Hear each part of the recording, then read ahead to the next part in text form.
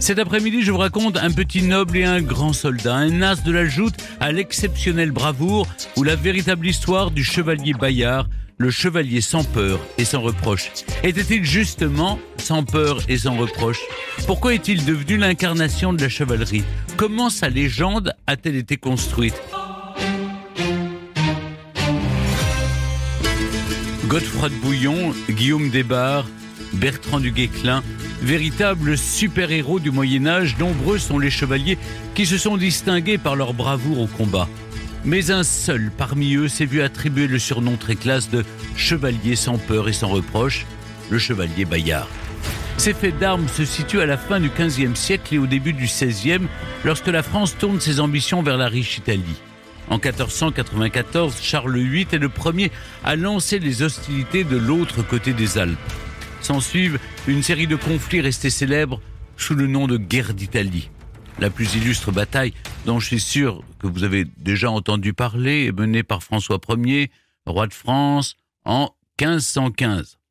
Par son arrière-grand-mère, Valentine Visconti, ce jeune conquérant de 20 ans revendique ses droits héréditaires sur le duché de Milan, alors aux mains du puissant duc Maximilien Sforza. Quelques mois seulement après son avènement, il réunit une armée de 60 000 hommes à Lyon et avance jusque dans la plaine du Pô. Sur le chemin vers Milan, à Villafranca, un groupe de ces hommes capture Prosper Colonna, bras droit de Sforza. Parmi eux, Pierre Terrail, chevalier de Bayard, et vient d'être nommé lieutenant général du Dauphiné. Au mois de septembre 1515, les troupes françaises établissent leur campement à 16 km au sud-est de Milan, à Marignan. La célèbre bataille débute dans l'après-midi du 13 et s'achève le lendemain après un véritable carnage. Des milliers de cadavres jonchent le sol. Le 15 octobre 1515, François Ier entre victorieux dans Milan.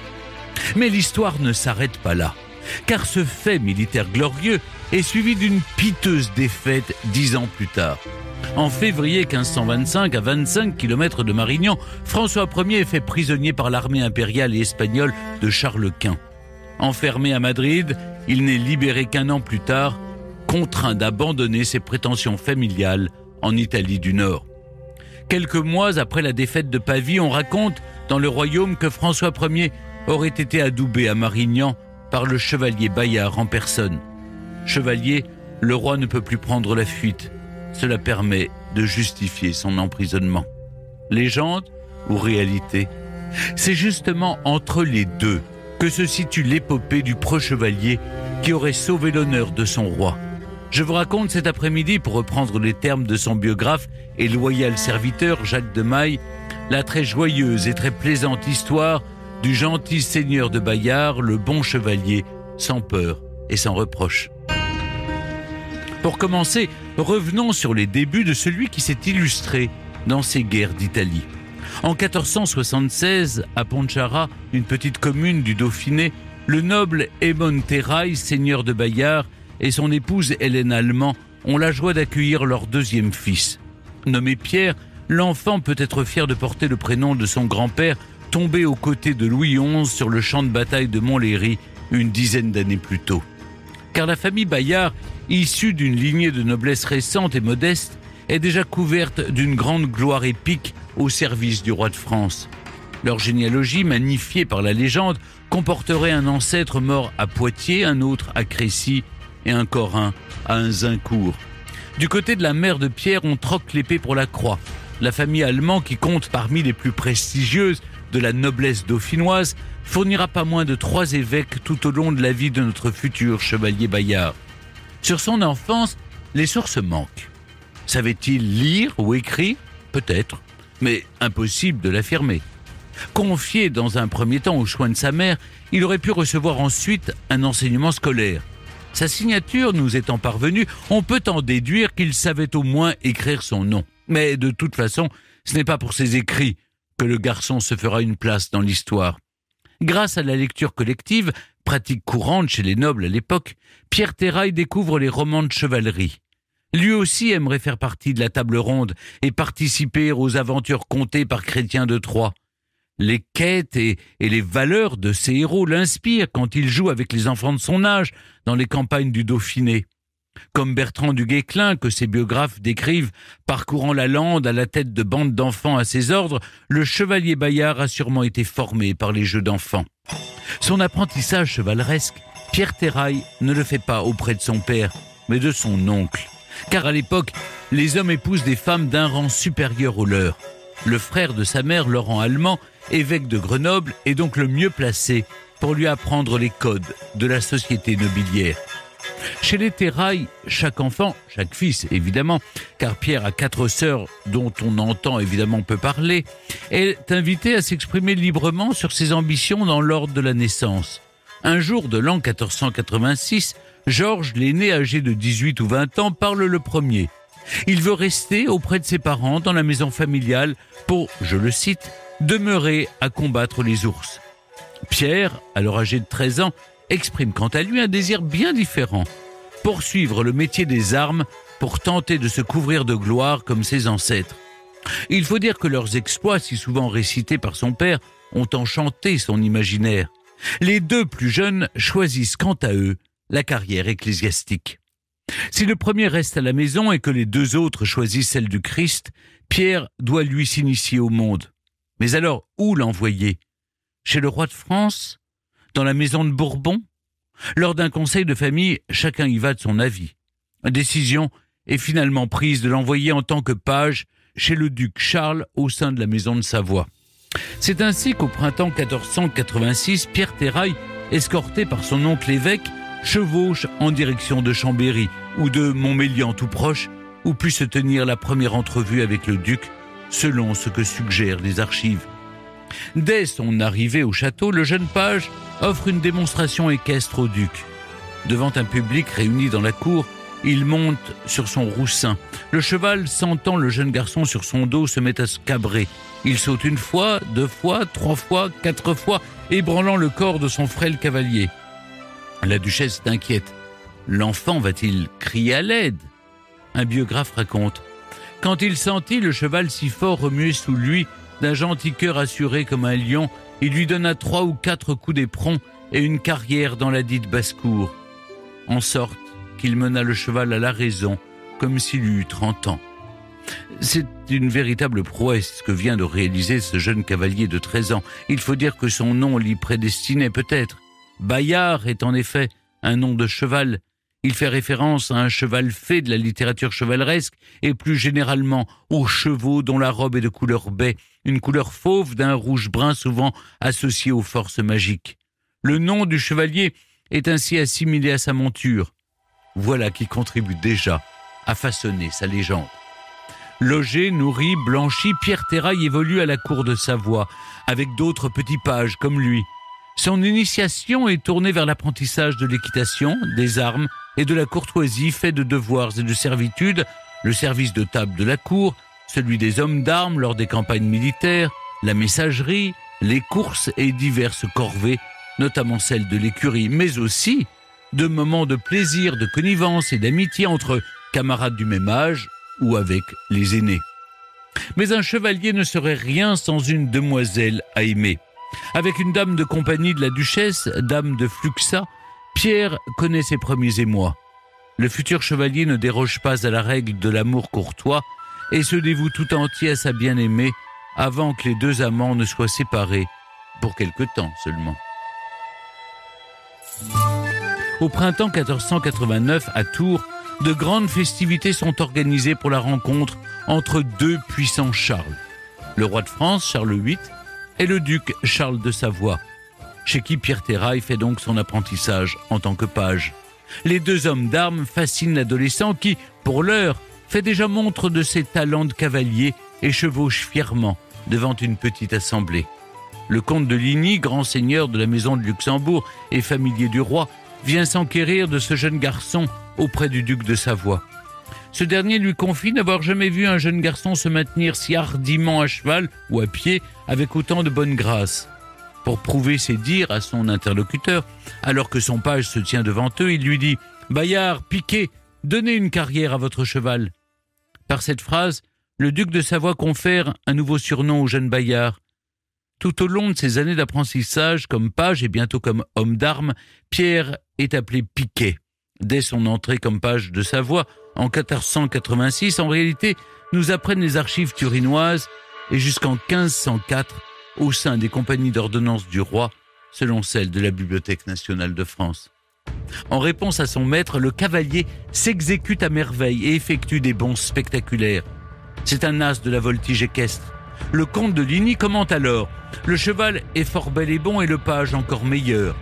Il faut qu'il se produise devant le roi. » Le jour venu, le souverain voit paraître un jeune page à fière allure, parfaitement peigné et paré, élégamment monté sur son roussin. Le spectacle qu'il lui offre est tel qu'il décide d'aider son destin en lui faisant don de 300 écus et de l'un des plus beaux chevaux de son écurie. À l'automne 1490, après 4 ans et demi passés en Savoie, Pierre Terrail rejoint l'entourage du comte de Ligny pour y parfaire sa formation de page. Fin prêt pour la carrière militaire, il intègre un peu plus tard la voie royale des compagnies d'ordonnance. Début 1494, les archives le montrent sous les ordres d'Yves d'Allègre, avant de passer à la fin de la même année sous les ordres de son capitaine Louis de Luxembourg et de son lieutenant Louis d'Ars. Il effectue peut-être un bref séjour à Aire-sur-la-Lys, quelques mois entre la fin de l'année 1493 et le début de l'année 1494, y organisant peut-être son premier tournoi, selon Jacques de Maille, avant de rejoindre le roi, qui se dirige vers l'Italie. À cette époque, une nouvelle ère vient de s'ouvrir en Europe. La lutte entre les royaumes de France et d'Angleterre a pris fin. La présence anglaise dans le royaume de France n'est bientôt plus qu'un lointain souvenir. À la fin du XVe siècle, tous les regards sont tournés vers une puissance montante, l'Italie. La sérénissime Venise, la Florence des Médicis, le duché de Milan, alors aux mains des puissances Sforza, ou le royaume de Naples et les États pontificaux. Tous ces grands États régionaux, dominés par le pouvoir d'un seul, sont convoités par les voisins européens. Si les rois Charles VII et Louis XI, l'un comme l'autre, ne songent jamais au rêve italien, celui-ci emporte leur successeur, à commencer par Charles VIII. Pour se rapprocher de la cité qu'il a dans le viseur, Naples, ce roi déplace sa résidence royale de Tours à Lyon. En 1494, il lance son expédition napolitaine. La compagnie de Ligny est à ses côtés. Bayard est donc de la partie. Les archives militaires le montrent. Il connaît son baptême du feu le 6 juillet sur les rives du Tarot lors de la bataille de Fornoux. Héros au cœur de la mêlée, il combat vaillamment aux côtés de Louis de la Trémoille et du comte de Ligny. Après avoir eu 2 chevaux tués sous lui, il poursuit à pied et sa bravoure est remarquée par le roi en personne. Il est possible qu'après la bataille, à ce sujet l'historien manque de sources, Bayard ait été fait chevalier lors d'un adoubement collectif. De quoi le rendre fier et ça se remarque dans sa manière de se comporter avec les ennemis qu'il affronte lors de plusieurs escarmouches. Bayard aime provoquer, il ne pique pas que son cheval. Comme tout chevalier qui se respecte, Pierre Terrail connaît des aventures courtoises et amoureuses. Après la mort de Charles VIII, Louis XII reprend ses rêves d'Italie. À la fin de l'année 1499, il mène une expédition en Milanais. Bayard en profite pour organiser un tournoi de retrouvailles avec la famille de Savoie dans son domaine de Carignan près de Turin. Il retrouve ainsi la cour qui accompagnait ses premiers pas et la gentille dame de Fluxa, celle avec qui, je vous le disais, il aurait connu ses premiers émois.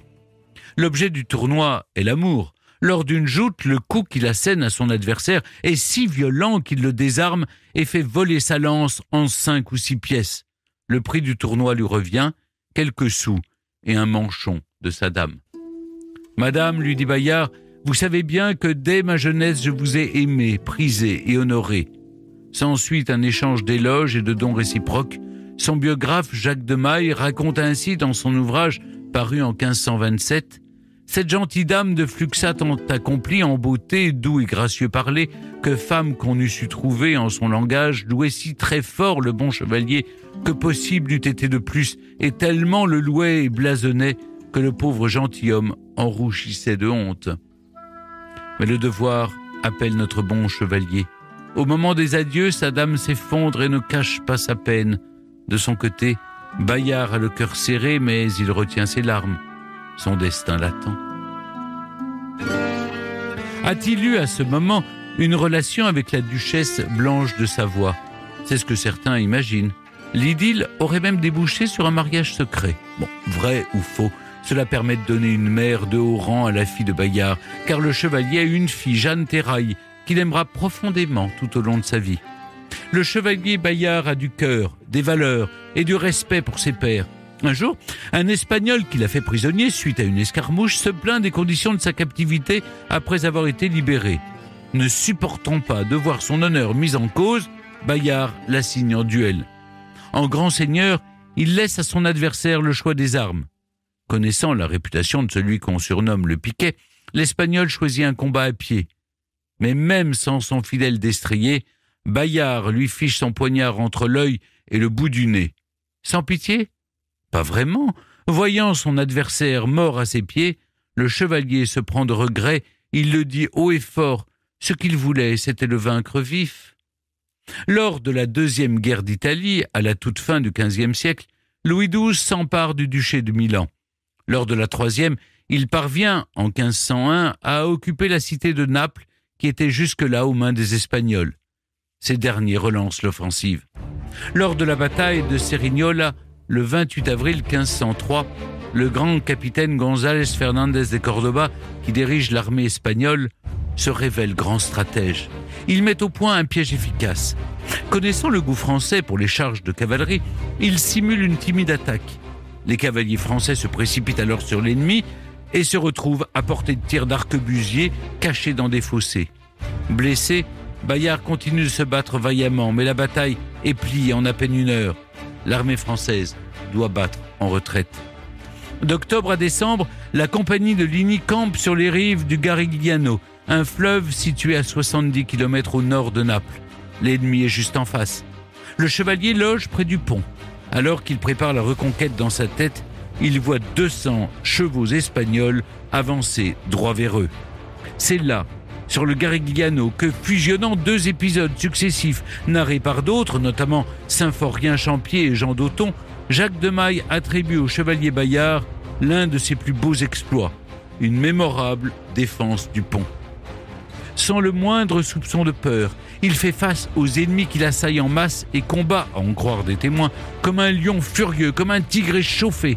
Il culbute un à un ses adversaires dans les eaux du fleuve et parvient à les repousser au-delà du pont. Transcendé par sa légende, l'exploit a longtemps hanté l'imaginaire des écoliers au centre de leurs manuels scolaires et des images d'Épinal illustrant les hauts faits du bon chevalier. Il n'empêche que cette désastreuse campagne du Garigliano achève la déroute de l'armée du roi de France et consacre la perte de Naples. La carrière du bon capitaine suit alors son cours au rythme des allers-retours dans la péninsule italienne.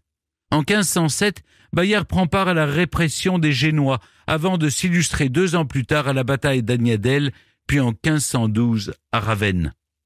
En août 1513, à Guingat, il est fait prisonnier par les Anglais, alors, je le rappelle, alliés des Espagnols et du Saint-Empire romain germanique, avec son frère d'armes Jacques de la Palisse. La légende raconte qu'il se serait lui-même rendu pour éviter la honte de fuir face à l'ennemi. Louis XII aurait lui-même payé sa rançon, fixée par l'empereur Maximilien à 1000 écus, car évidemment le prisonnier vaut son pesant d'or. Pour reprendre les mots de notre invité cet après-midi, l'historien Thierry Lassabater, l'aventure italienne de Louis XII s'achevait dans la débandade la plus complète. Le déclin de la puissance française en Italie connaît un éphémère et brillant démenti. Et vous le connaissez aussi. Roi de France en 1515, François Ier se lance à son tour à la poursuite du rêve italien. Pour reconquérir son duché milanais, il rassemble l'armée la plus importante encore jamais réunie depuis le début des guerres d'Italie. Bayard, devenu lieutenant général du Dauphiné et de tous les combats. On ne sait pas le nombre de morts qu'il fit à Marignan sur les 16 000 que comptera le champ de bataille. Mais son adresse et sa bravoure y sont pour beaucoup. À l'issue du combat, le 14 septembre 1515, on raconte que François Ier aurait souhaité être fait chevalier par le plus digne des chevaliers. C'est du jamais vu. L'honneur est confié à Pierre Terrail, le bon chevalier Bayard, qui aurait adoubé de sa propre main son propre souverain en prononçant ces paroles si coutumières des vœux de chevalerie « Dieu veuille qu'en guerre vous ne preniez la fuite ». Comme je vous le disais au début de mon récit, cela permet surtout de justifier l'emprisonnement du roi 10 ans plus tard, à la bataille de Pavie. C'est par la plus grande porte que le chevalier Bayard entre dans la légende. 6000 ans et de nouveau française après Marignan, le cours des guerres d'Italie tourne en faveur de l'ennemi. En 1519, Charles Quint arrive à la tête du Saint-Empire romain germanique. La France se retrouve entourée par les États des Habsbourg qui possèdent l'Espagne, l'Empire, les Pays-Bas et le royaume de Naples. Henri VIII d'Angleterre s'allie à Charles Quint, le rêve italien se dissipe et la France est bientôt assaillie de toutes parts. En 1521, lors du siège de Mézières dans les Ardennes, Bayard tient le château. Il déjoue l'agression des murailles par les hommes de l'empereur. On raconte que ce que les ennemis abattaient le jour, le noble Bayard le remparait la nuit. Il résiste pendant 1 mois, permettant à François Ier de rassembler ses dernières forces. Pour cet exploit, le chevalier est nommé à la tête d'une compagnie d'ordonnance et élevé chevalier du prestigieux ordre de Saint-Michel. En 1522, Charles Quint reprend Milan.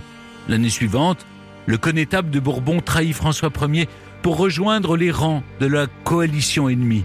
Bayard, lui, est fidèle au poste et à son roi. Il l'accompagne dans une énième tentative au-delà des Alpes. Mais alors qu'il couvre la retraite de son armée dans le Piémont, au mois d'avril 1524, il reçoit un tir d'arquebuse qui lui brise la colonne vertébrale. Europe 1, historiquement vôtre. Thierry Lassabater, merci d'être toujours avec nous sur Europe 1. Bayard, je viens de conclure mon récit en le rappelant, c'est l'incarnation du parfait chevalier. Quelle valeur chevaleresque incarne-t-il justement ? Ces valeurs, je pense que ceux qui les expriment le mieux, ce sont finalement les enseignements de sa mère à son départ du château familial. Elles sont simples. Il s'agit tout simplement d'aimer Dieu, de fuir l'oisiveté et les vices, et d'aider les plus pauvres, les plus démunis, la veuve et l'orphelin. On les connaît, et ce sont des valeurs qui sont charriées par tous les traités de chevalerie de l'époque, et notamment le grand traité du milieu du XIVe siècle dû à Geoffroy de Charny. Et ce sont des valeurs qui décalquent aussi le départ de Perceval du logis familial, ce qui est Perceval, le modèle du chevalier, du pro-chevalier, du chevalier parfait. Donc là, on a une reproduction à la fois littéraire et en même temps réelle, sociale de ces valeurs. Et dans la réalité, donc dans l'imagerie bien sûr, mais dans la réalité aussi, on pense que il y a lieu de penser que Bayard s'est tout le temps conformé à ces valeurs, parce qu'il a allié une vraie gloire, un vrai courage militaire à un vrai souci des faibles, des proches. Il était très proche de ses soldats d'abord, et puis très proche des civils. Il était apprécié des civils par son humanité, et il était également apprécié de ses ennemis par son humanité et sa droiture. Donc il a incarné tout au long de sa vie, et ça on peut en être certain, ces valeurs que lui inculquait sa mère. Thierry Lassabater, le chevalier Bayard est surnommé chevalier sans peur et sans reproche. Pourquoi ce surnom ? La peur, c'est une émotion incompatible avec le métier de chevalier ? Alors effectivement, elle est incompatible. Sur la dénomination, ce qu'on peut dire tout de même, c'est qu'elle n'est pas si inédite que ça. Il y a un précédent, il est littéraire, c'est Renaud de Montauban, qui est le héros d'une chanson du XIIe siècle, et dont la vie est censée se passer d'ailleurs bien plus tôt, à l'époque de Charlemagne, qui est lui aussi appelé le comte et le chevalier sans peur et sans reproche. Et c'est intéressant cette image de Renaud, parce que Renaud, c'est aussi celui qui chevauche le cheval fée Bayard, que vous avez évoqué tout à l'heure, et qui est fils d'Aimon, et son père qui a eu 4 fils. Donc quelle incroyable ressemblance avec notre Bayard. Par ailleurs, des personnages très réels comme Louis de la Trémouille ou Jacques de Lalaing ont également porté le surnom de sans reproche. Alors sans reproche uniquement. Alors pourquoi la peur ? Pourquoi est-ce qu'on insiste tant sur cette question de la peur que vous posez ? C'est vrai que la peur est incompatible avec l'honneur nobiliaire, l'honneur qui commande de ne pas fuir dans une bataille et qui rend d'ailleurs la bataille, l'affrontement avec des piétons très inégal et très risqué, parce que surtout à une époque où les piétons sont armés d'armes de feu, d'arquebuses, où on est la proie de tirs de loin, que ce soit des boulets de canon ou des tirs d'arquebuse, donc effectivement, le métier de chevalier est de plus en plus risqué et de plus en plus offert à la peur, mais justement, le chevalier doit résister à ce sentiment de peur, affronter l'ennemi, ne jamais reculer et être toujours conforme à la valeur de l'honneur qui caractérise la société nobiliaire. Vous, plutôt que chevalier sans peur et sans reproche, c'est un surnom qui lui a permis de rentrer dans la légende et dans l'histoire. Vous préférez l'appeler le Bon Chevalier. C'est le titre d'ailleurs de la biographie que vous publiez. Pourquoi le Bon Chevalier ? Le Bon Chevalier parce que finalement c'est la dénomination que son biographe, le loyal serviteur, Jacques de Mailly, a largement préféré dans tout son texte. Il appelle Bayard à peu près une dizaine de fois le chevalier sans peur et sans reproche, surtout dans les titres d'ailleurs, et puis également dans le texte, mais seulement une dizaine de fois au total. Alors que le Bon Chevalier, c'est pratiquement à chaque page. C'est le surnom autant que Piquet, c'est le surnom de Bayard au sein de son livre. Donc c'est pour ça que j'ai d'ailleurs choisi pour titre le Bon Chevalier. C'est ceux qui caractérisent le mieux dans l'œuvre de Jacques de Mailly. Et puis en même temps, je pense que eu égard à ce qu'on disait sur le souci du prochain qu'a toujours eu Bayard, que ce soit les civils ou les militaires, que ce soit ses ennemis ou les gens de son camp, c'est une dénomination qui lui va particulièrement bien. Sur la couverture de votre biographie, celle que vous consacrez au chevalier Bayard, se trouve la reproduction d'un tableau d'Henri-Félix Emmanuel Filipotto, réalisé en 1840. On y voit Bayard affrontant ses ennemis sur le pont de Garigliano. Les ponts, écrivez-vous, ont fait l'essentiel de sa gloire. C'est-à-dire, qu'est-ce que ça symbolise ? Qu'est-ce que ça symbolise ? Dans la littérature et dans les jeux d'armes notamment, ça symbolise un rite de passage, et notamment l'entrée en chevalerie, ou ça symbolise vraiment l'affirmation du courage. Ça se traduisait, alors bien sûr, c'est très inspiré de la table ronde, tout ça, et ça se traduisait par des jeux d'armes particuliers qui étaient particulièrement en vigueur au XVe siècle, qui étaient des pas d'armes. Les pas d'armes, c'était des moments où des chevaliers décidaient pendant quelques jours d'affronter quiconque voulait se mesurer à lui, et donc avec des règles très codifiées, une succession de combats s'en suivait, et d'une certaine manière Bayard a sans doute fait son entrée dans le métier des armes de cette façon, en affrontant Claude de Vaudrey, qui était un grand jouteur et un grand chevalier de l'époque, qui a organisé en 1492 à Lyon un pas d'armes fameux, qui est bien connu, bien référencé, et dans lequel probablement Bayard a fait ses premières armes. Donc évidemment, Claude de Vaudrey lui a destiné une attitude particulière en le ménageant un petit peu. C'était un novice, mais c'était un exemple de pas d'armes par lequel, grâce au pas d'armes de Claude de Vaudrey, Bayard est quelque part entré dans la carrière militaire. Alors maintenant, si on en vient au pont pendant les actes guerriers, effectivement, Bayard s'est illustré lors de défenses de ponts. Alors il y en a plusieurs qui sont très importantes chaque fois. Sur le Garigliano, vous l'avez cité tout à l'heure, en 1503. Également sur le pont de Pavie, en 1512, après Ravenne, pour protéger une retraite. Sur le pont de Guingat, peut-être un pont où il aurait été capturé. Et puis surtout auprès d'un pont sur la Sésia, où il a connu la mort après avoir défendu un pont. Chaque fois, c'était des défenses de retraite, ou presque toujours. Et ça met en valeur à la fois le rôle de Bayard dans la guerre, et le fait que finalement, entre les pas d'armes et les faits guerriers, il n'y a pas tant de différence que ça, et souvent on voit des faits d'exploits, de bravoure guerrière qui ressemblent à des pas d'armes au sein même de la guerre. Je l'ai rappelé dans mon récit, on raconte que François Ier aurait été adoubé par le chevalier Bayard après la bataille de Marignan en 1515. Alors, c'est une vérité ou une légende, Thierry Lassabataire ? Comment faut-il comprendre cette histoire ? Alors, il y a une thèse qui remet en cause l'adoubement de François Ier par Bayard. Une thèse qui est récente, due à un historien, Didier Le Fur, qui se base sur 2 ou 3 éléments. D'abord, le fait que cet événement n'est jamais mentionné dans les textes postérieurs à Marignan, jusqu'en 1525, avec l'édition des Gestes ensemble la vie, etc., de Symphorien-Champier. Ça, c'est un premier élément. Le deuxième élément, c'est qu'il pense que les gestes de Symphorien-Champier ayant été édités quelques mois après la bataille de Pavie, il pense que finalement, cet adoubement avec le vœu de ne pas fuir en bataille qui lui est associé, justifierait a posteriori le fait que François Ier ait décidé de rester sur champ de bataille, quitte à être capturé. En deux mots, on peut dire que quand même c'est une thèse fragile, parce que premièrement, dans le texte de Symphorien-Champier, qui n'aurait été créé que pour ça, selon Didier Le Fur, le vœu ne tient que 2 lignes, et l'événement lui-même, 1 page et demie, c'est très peu. Et chez Jacques de Mailly, c'est encore moins. Donc c'est quand même très peu pour justifier un livre, voire 2 livres, sur le seul fait de cette défense de l'attitude de François Ier à Pavie. Par ailleurs, il y a d'autres éléments qui témoignent pour la réalité de l'épisode. D'abord des archives de la ville d'Embrun qui le mentionnent à peu près à la moitié du XVIe siècle, qui mentionnent l'adoubement de François Ier par Bayard.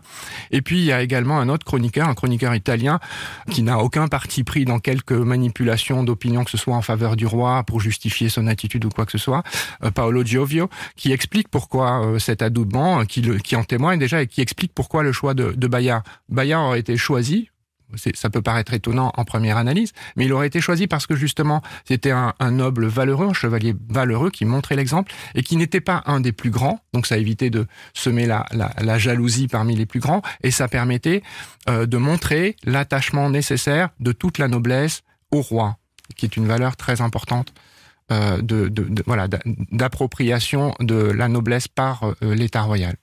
Thierry Lassabater, on va se plonger un peu plus dans l'époque du chevalier Bayard, c'est-à-dire la fin du Moyen-Âge, le début de ce qu'on appelle la période moderne. Cette époque est marquée, vous nous le rappelez, par une révolution dans l'art de la guerre, c'est l'apparition des armes à feu.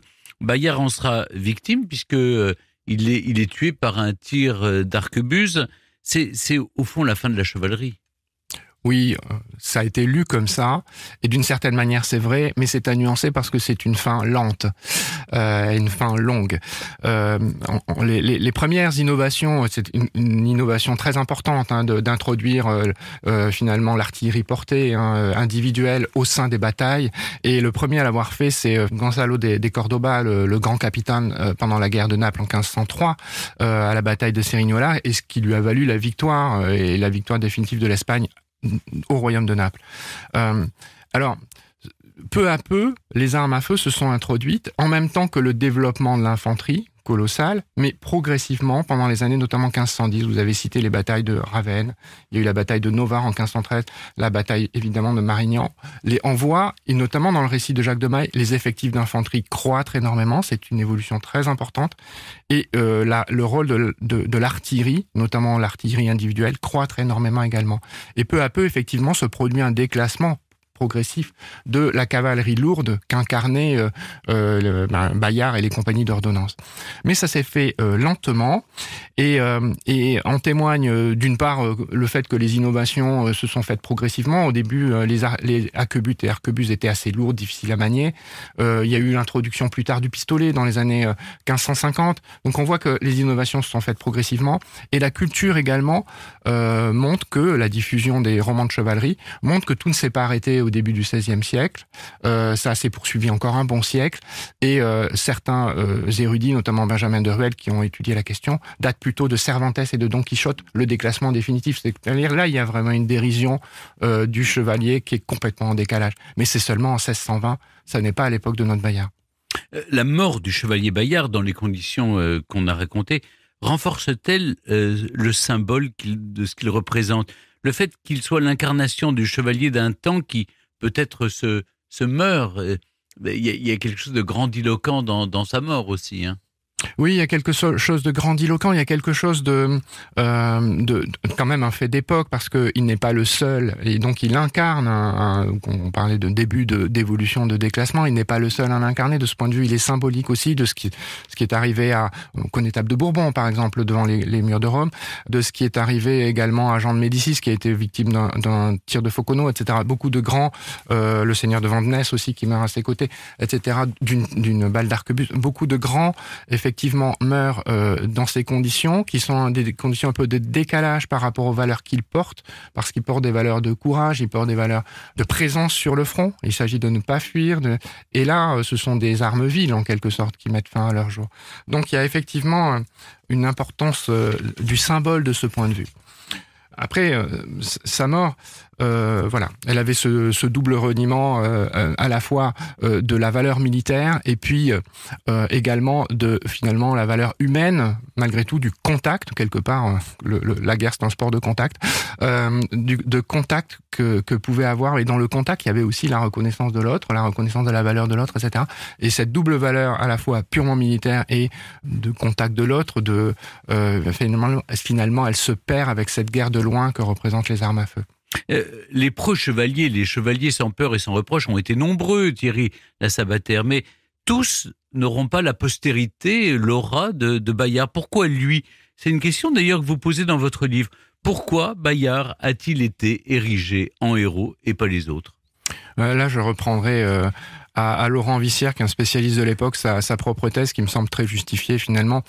Il a étudié Louis II de la Trémouille, qui est un grand chevalier sans reproche, qui est un grand militaire du temps, un grand général, qui a exercé des fonctions de commandement que n'a pas à ce point exercé Bayard, et qui a été l'objet d'un panégyrique de Jean Boucher, mais c'est un panégyrique un peu empoulé. Et Laurent Vissière estime que, je le cite parce que c'est sa thèse, il estime que c'est Jean Boucher qui a perdu Louis II de la Trémouille de la même façon que Jacques de Maille, par son style alerte, a lui sauvé Bayard et même érigé Bayard en espèce. Et donc c'est la qualité littéraire qui a beaucoup compté, et ça on peut effectivement le penser, toute chose égale par ailleurs, c'est-à-dire que sans renier l'importance bien sûr des valeurs de Bayard lui-même. Mais la valeur littéraire du récit a sans doute beaucoup joué. Thierry Lassabater, dans la conclusion de votre ouvrage, vous écrivez que Bayard s'éloigne fatalement de nous. À Toulouse, un pont qui portait autrefois son nom a été rebaptisé il y a quelques années. Donc, est-ce que vous pensez que ce qu'il incarne n'est plus compatible avec notre époque et avec les valeurs d'aujourd'hui ?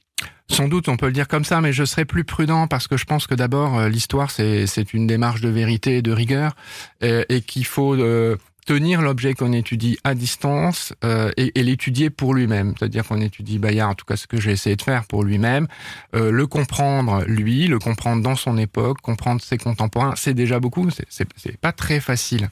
Et vouloir le projeter sur finalement une mise en perspective par rapport à nous, que ce soit dans un sens ou l'autre, celui du progrès, celui du déclin par exemple, c'est peut-être commettre un anachronisme. Voilà, je pense qu'après, effectivement, alors le monde évolue, c'est une condition du vivant que d'évoluer. Certes, Bayard s'est éloigné, mais c'est quelque chose de fatal. Il s'était déjà éloigné, on en a un peu parlé, de ses contemporains du XVIIe siècle, de l'époque de Don Quichotte. Il s'est d'autant plus éloigné de nous. Ce que peut-être on peut noter quand même dans cet écart par rapport à notre époque, c'est que il est plus invoqué aujourd'hui dans ce rappel peut-être des valeurs d'antan qu'on a peur de perdre, et c'est normal de se poser cette question.